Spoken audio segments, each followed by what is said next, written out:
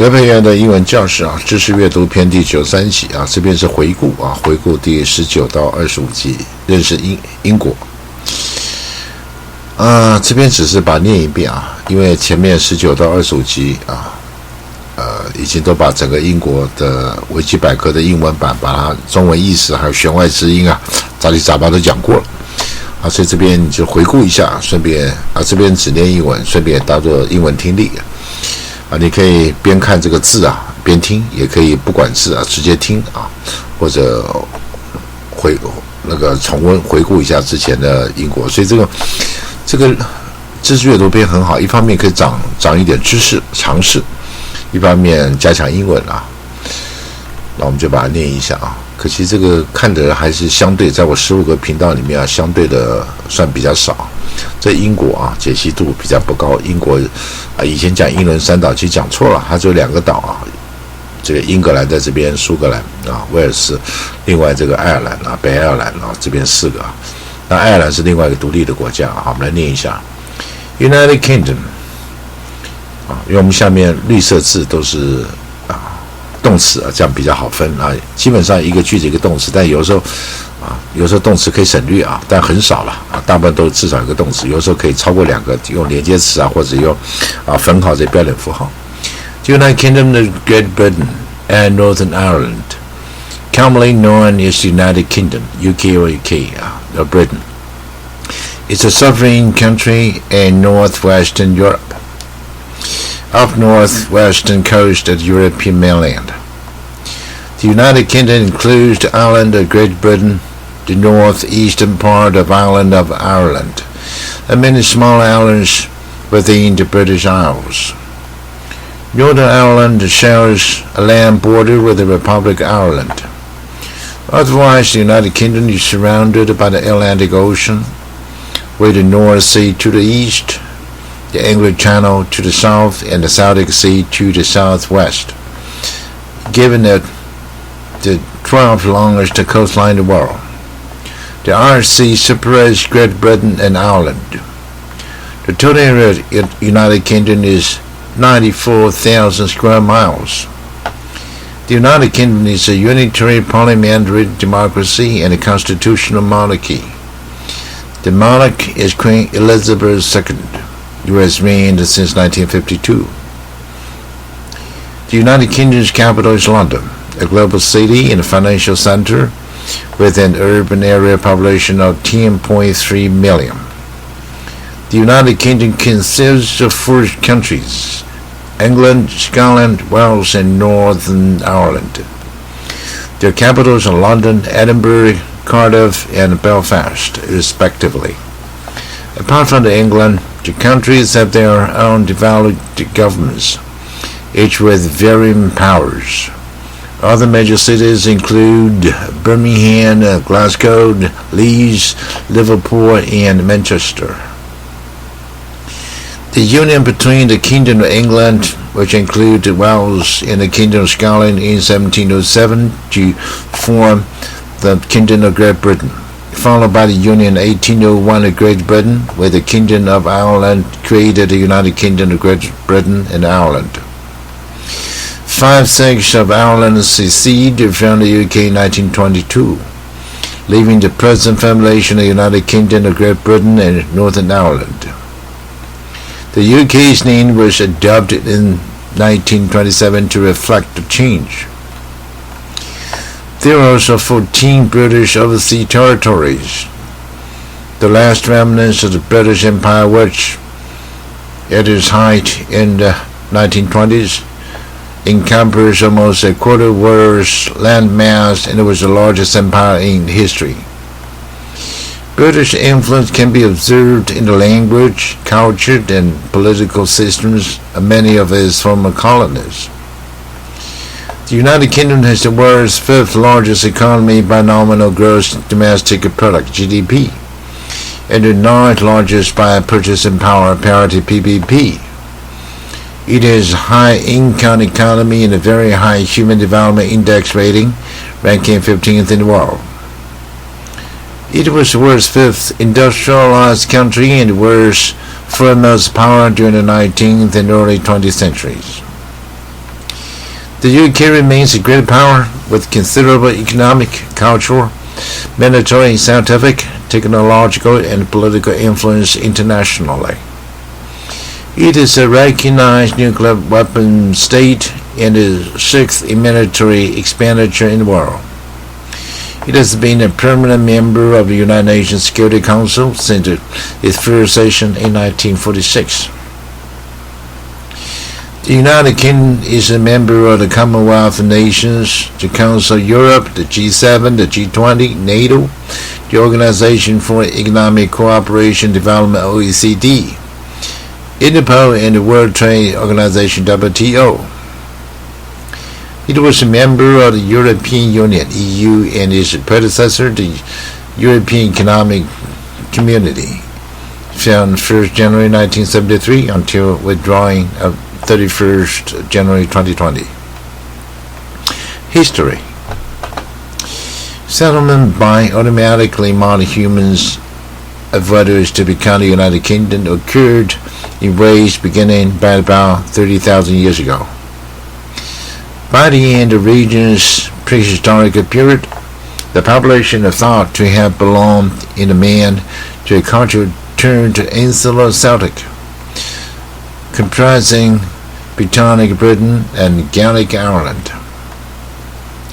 The Roman conquest began in 43 AD and the 400-year rule of southern Britain was followed by an invasion by Germanic Anglo-Saxon settlers, reducing the Britannic area mainly to what was to become Wales, Cornwall, and until the later stages of Anglo-Saxon settlement, the Hen Ogledd.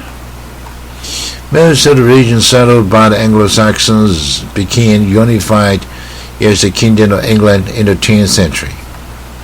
Meanwhile, Gaelic speakers in northwest Britain, with connection to the northeast of Ireland and traditionally supposed to have migrated from there in the 5th century, united with the Picts to create the Kingdom of Scotland in the 9th century. In 1066, the Normans and their Breton allies invaded England from northern France. After conquering England, they seized large parts of Wales, conquered much of the island, and were invited to settle in Scotland, bringing to each country feudalism on the northern French model and Norman French culture. The Anglo-Norman ruling class greatly influenced but eventually assimilated with each local cultures. Subsequent medieval English kings completed the conquest of Wales and made successful attempts to annex Scotland, asserting its independence in the 1320 Declaration of Arbroath. Scotland maintained its independence thereafter, albeit in near constant conflict with England. The English monarchs, through inheritance of substantial territories in France and claims to the French crown, were also heavily involved in conflicts in France, most notably the 100 Years' War, while the King of Scots were in an alliance with the French during this period. Early modern Britain saw religious conflict resulting from the Reformation and the introduction of Protestant state churches in each country. Wales was fully incorporated into the Kingdom of England, and Ireland was constituted as a kingdom in personal union with the English crown. In what was to become Northern Ireland, the lands of the independent Catholic Gaelic nobility were confiscated and given to Protestant settlers from England and Scotland. In 1603, the kingdoms of England, Scotland, and Ireland were united in a personal union when James VI, King of Scots, inherited the crowns of England and Ireland and moved his court from Edinburgh to London. Each country nevertheless remained a separate political entity and retained its separate political, legal, and religious institutions. In the mid-17th century, all three kingdoms were involved in serious connected wars, which led to the temporary overthrow of the monarchy with the execution of King Charles I and the establishment of short-lived Unitary Republic or Commonwealth of England, Scotland, and Ireland. During the 17th and 18th centuries, British sailors were involved in acts of piracy, attacking and stealing from ships off the coast of Europe and the Caribbean.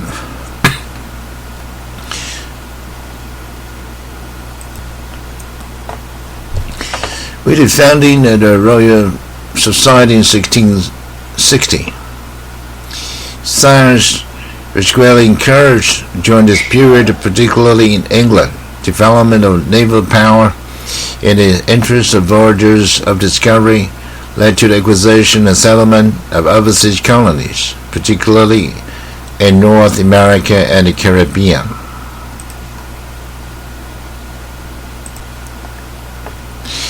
Post-war 20th century. During the Second World War, the UK was one of the big three powers, along with the US and the Soviet Union, who met to plan the post-war world. It was an original signatory to the Declaration by the United Nations. After the war, the UK became one of the 5 permanent members of the United Nations Security Council and worked closely with the United States to establish the IMF, World Bank, and NATO. The war left the UK severely weakened and financially dependent on the Marshall Plan, but it was spared the total war that devastated Eastern Europe. In the immediate post-war years, the Labour government initiated a radical program of reforms, which had a significant effect on British society in the following decades. Major industries and public utilities were nationalized. The welfare state was established, and a comprehensive publicly funded health care system, the National Health Service, was created. Independence was granted to India and Pakistan in 1947. Over the next 3 decades, most colonies of the British Empire gained their independence, with others that sought independence supported by the UK during both the transition period and afterwards. Many became members of the Commonwealth of Nations. The UK was the 3rd country to develop nuclear weapon arsenals. But the new post-war limits of Britain's international role were illustrated by the Suez Crisis of 1956. The international spread of English language ensured the continuing international influence of its literature and culture. As a result of shortage of workers in the 1950s, the government encouraged immigration from Commonwealth countries. In the following decades, the UK became a more multi-ethnic society than before. Despite rising living standards in the late 1950s and 1960s, the UK's economic performance was less successful than many of its main competitors such as France, West Germany, and Japan. The UK entered the European Economic Community in 1973. In a referendum held in 1975, 67% of voters voted to remain in the EEC, but 52% voted to leave the EU in 2016. In the decades-long process of European integration, the UK was a founding member of the alliance called the Western Euro Union, established with the London and Paris Conference in 1954. In 1960, the UK was one of the 7 founding members of the European Free Trade Association, EFTA. But in 1973, it left to join the European Communities, EC. When the EC became the European Union in 1992, the UK was one of 12 founding members. The Treaty of Lisbon, signed in 2007, forms the constitutional basis the European Union sent them. Since the late 1960s, Northern Ireland suffered communal and parliamentary violence, conventionally known as the Troubles. It is usually considered to have ended with the Belfast Good Friday Agreement of 1998. Following a period of widespread economic slowdown and industrial strife in the 1970s, the Conservative government of the 1980s under Margaret Thatcher initiated a radical policy of monetarism, deregulation, particularly at the financial sector, and labor markets, the sales of state-owned companies, and the withdrawal of subsidies to others. Until 1984, the economy was helped by the inflow of substantial North Sea oil revenues. 好，这个当然你第一次这样听可能听不懂。如果你之前有看过就好一点或者你就去找前面的看一看当然你也可以整个先看一遍再听会比较好。我有15个 YouTube 频道不是只有一个，麻烦按15个订阅标志，按一个谢谢大家这集讲这里，这回顾篇。